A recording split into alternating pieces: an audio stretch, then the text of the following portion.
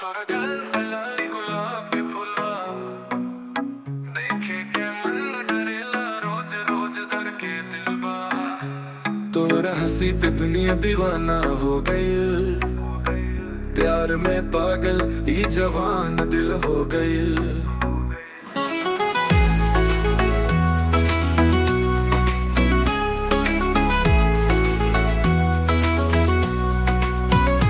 चुनरिया लाल लहराई खेत में, तोहरे बिना जान लागे रेत में।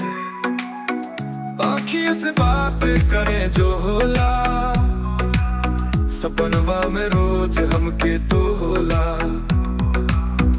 गोरी के चाल कमरिया झूलेला, गाँव के हर गली प्यार से गूंजेला। जब से भइल नजरवा से टकरावो, दिलवा के हो गईल बस के नाव।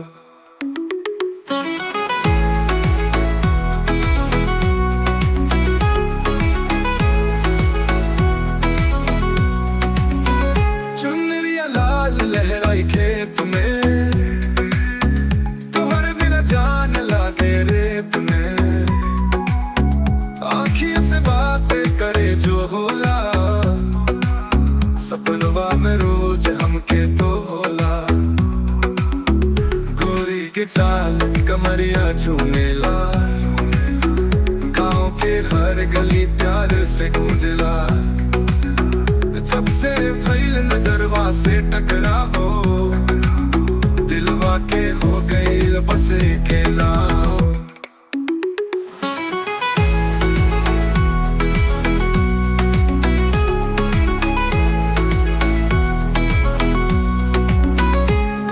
के चाल कमरिया झूमेला, गाँव के हर गली प्यार से गूंजला।